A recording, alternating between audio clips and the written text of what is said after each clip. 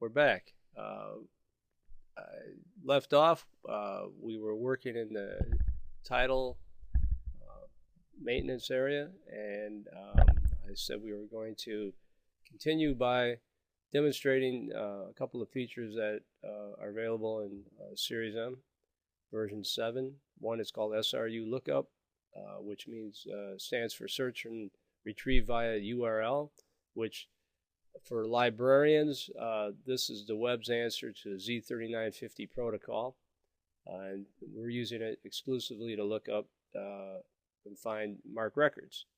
And those are available through a number of sources, including the Library of Congress and many subscription services, one of which we're using, which is WorldCat.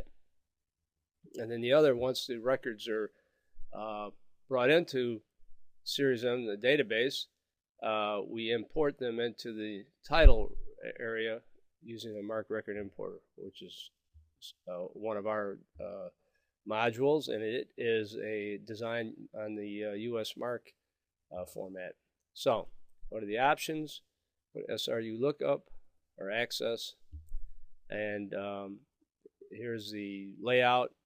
And if you wanted to use some other sources, you would have them listed in this pre-setup file. We're just obviously using WorldCat, as I said. And so I'll hit the search button, and that means it's going to connect to WorldCat number 1. You'll notice these different, this layout. And the part we want to pay attention to is just this column on the left. They call it the index. And this is where you would put your search term in. And you can do a Boolean, but we're not going to do all that. We're just going to make it simple. And we're going to go by title. And I had the red balloon earlier. But what I'm going to do here now is put in a Hunger Games. Type that in. And then it's going to be bring back records in groups of 10. Now I hit the search button. And through WorldCat's, as far as I know, the database they're set up with is in Ohio. We are in northern Illinois, up in the, between what's called the Milwaukee-Chicago corridor. And here we go. So it says there's 485 records, MARC records out there pertaining to Hunger Games. Series M utilizes XML, and you'll notice this is a MARC XML style record in terms of its actual design, and pretty straightforward record. And so what we're going to do is take the first one, which we know happens to be a book, and there's the title and the author. So I'll click on the 001 tag, go over here, clear my last file out that I started. Click on append. It says append this record, because I can keep building a file. I just want one right now. It comes back, and we'll see the information will be placed up here in a moment. And once it's there, we can proceed to the, there we go. And so we have a file, and we could keep adding to that if we wanted to. So right now I just want to go ahead and import it, and it tells me I have one file here to import, or one record. So I'll hit the import button, and this is our MARC importer. And so I go right to work here. First thing it's asking me is confirm the title, and it's okay. So I could overwrite this. This is an editing system as well, but I'm just going to move on to subjects, and you'll notice that's the list in the manner that everything's set up here. Click next. Type as a book. There it is, BK, or otherwise I could change it to whatever I already have available, other types. Submit again, and it confirms that, and then I go to grade level, which I could type it in if it doesn't pick one up. Here's the current ones in the system. So hit submit, and types is next, and it's a physical type code, and this is more information pertaining to that. And I'm just moving through this quickly here so you can get a general idea. Here's the publisher. If it had already found that in the record, of course, it wouldn't put it in there. So it tells me that it confirms it up here at the top again. And then go to titles, and there's more information, 374 pages, producer code, year produced or published. And then I can also use 852 tags if I want to, but I'm just going to skip that, hit submit again. Are you sure you want to create a new title? Yes, I do. And so along it goes, confirms that.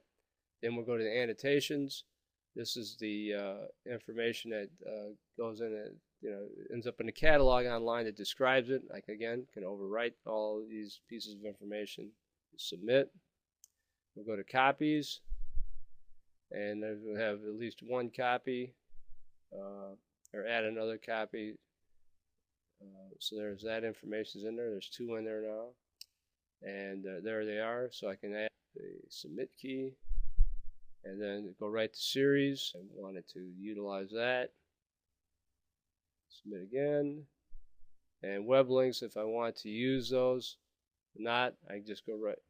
What that really entails is these are the fields that we have set up in Series M. If you wanted to grab, if there was a link already embedded in the record that you're importing, it would end up over here, and you just tell it which one of these areas in Series M to use relative to how you want it to show up in the catalog. So we'll just go right over to review to see what everything looks like that we did import. So I'm going to collapse this box here so we can see this a little easier. Come on. There we go. Here's the way it looked to begin with. This is the snap record, and so this is the way it looked before it was imported.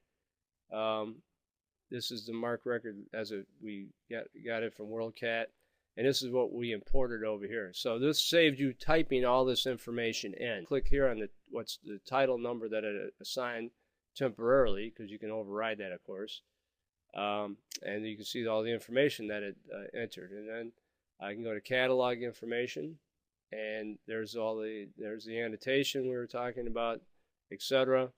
There's the subjects that it found that were already related to this, and so I can go look at inventory, the copies. So there were 2 copies in here, copy 1, and I can go to copy 2, and they each have their own, again, specific information that was just bought. So at this point, it's in the system. We're back. Real quickly, we're going to confirm the importing of the title that we found using the Series M SRU lookup, and that we brought into the system using the MARC record importer. So what we'll do is go over to the maint, or the maintenance databases, and go to title, and there's the title right there, The Hunger Games. So if we want to look at the other aspects of the data, we can go to the catalog area, and there's all the particulars there, including the author, and you notice it defaulted to book, and there's the annotation, very lengthy one. Again, as I've said earlier, there's all the subjects.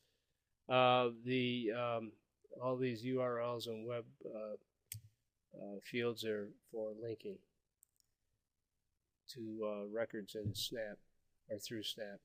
We'll go look at the inventory, which would be the copies, and it put in 1 copy. And as you see, that was today's date. And we can set it up for the groups and add other information, but we'll do that later. At this point in time, this record is active and it's ready to be used.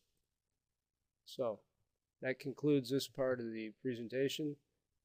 We'll start again shortly, and we'll take a look at the calendars, which are used to set up the delivery and pickup schedules for routes throughout the school district.